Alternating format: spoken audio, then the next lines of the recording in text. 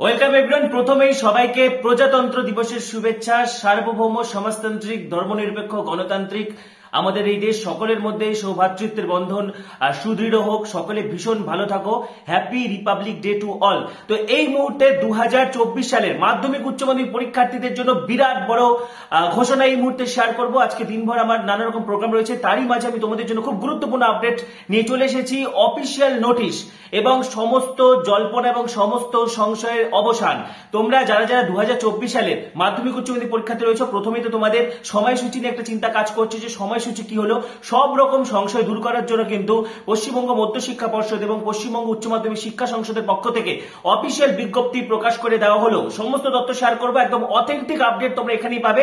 মাধ্যমিক উচ্চ মাধ্যমিকের ভিডিওগুলি পাওয়ার জন্য এখনই সাবস্ক্রাইব করো, পাশে থাকা বেল আইকনটি অবশ্যই প্রেস করো এবং ভিডিওটি প্রচুর প্রচুর প্রচুর শেয়ার করে দাও, ঠিক আছে? কারণ অথেন্টিক ভিডিও তোমরা এখানেই পাবে। তো এই মুহূর্তে মাধ্যমিক উচ্চ মাধ্যমিক পরীক্ষার্থীদের জন্য যে সব থেকে বড় আপডেট এই মুহূর্তে চলে এসেছে, যে সমস্ত জল্পনার অবসান। পশ্চিমবঙ্গ মধ্যশিক্ষা পর্ষদ এবং পশ্চিমবঙ্গ উচ্চ মাধ্যমিক শিক্ষা সংসদ অফিসিয়াল বিজ্ঞপ্তিতে একদম স্পষ্টতই জানিয়ে দিল যে 9:45 থেকে অর্থাৎ 9:45 থেকে শুরু হচ্ছে মাধ্যমিক এবং উচ্চ মাধ্যমিক পরীক্ষা, ঠিক আছে?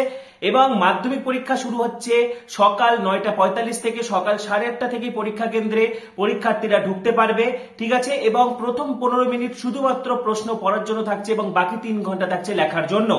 উচ্চ মাধ্যমিকের ক্ষেত্রেও 9:45 থেকে পরীক্ষা শুরু হচ্ছে। সেক্ষেত্রে পরীক্ষার্থীরা সকাল 9টা থেকে পরীক্ষা কেন্দ্রে ঢুকতে পারবে এবং 3 ঘন্টা 15 মিনিট ধরে কিন্তু উচ্চ মাধ্যমিক পরীক্ষা দিতে পারবে, ভোকেশনাল সাবজেক্টগুলো বাদ দিয়ে, ঠিক আছে? সমস্ত জল্পনার অবসান। কারণ ইতিমধ্যে কলকাতা হাইকোর্ট কিন্তু যদিও পশ্চিমবঙ্গ মধ্যশিক্ষা পর্ষদকে ভর্ৎসনা করেছে, কিন্তু তা সত্ত্বেও, কারণ এই মুহূর্তে যদি সময়সূচি পুনরায় পিছিয়ে দেওয়া হয়, পুনরায় যদি সময়সূচির পরিবর্তন করে দেওয়া হতো, তাহলে এত বড় একটা রাজ্য গোটা পশ্চিমবঙ্গে তার এফেক্ট পড়তো এবং পরীক্ষাটা সময় মতো সংগঠিত করা সম্ভব হতো না।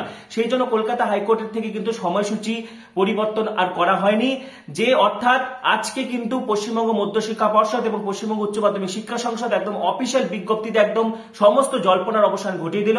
কারণ বিভিন্ন দিক থেকে ছাত্রছাত্রীদের মধ্যে টেনশন কাজ করছিল পরীক্ষা নিয়ে, ঠিক আছে? আজকে কিন্তু সমস্ত জল্পনার অবসান করে দিয়ে পর্ষদ এবং সংসদ দুই বোর্ডের পক্ষ থেকে জোড়া নোটিশ দিয়ে জানিয়ে দেওয়া হলো যে নির্ধারিত সময়সূচি মেনে নির্ধারিত দিনেই কিন্তু মাধ্যমিক উচ্চ মাধ্যমিক পরীক্ষা হচ্ছে, ঠিক আছে? তোমাদের সামনে অফিসিয়াল বিজ্ঞপ্তি কিন্তু আমি তুলে ধরেছি। পাশাপাশি পশ্চিমবঙ্গ উচ্চ মাধ্যমিক শিক্ষা সংসদের পক্ষ থেকে ইতিমধ্যে কিন্তু অ্যাডমিট কার্ড সংক্রান্ত এবং ক্লাস 11 পরীক্ষা সংক্রান্ত নোটিফিকেশন কিন্তু প্রকাশিত হয়ে গেছে।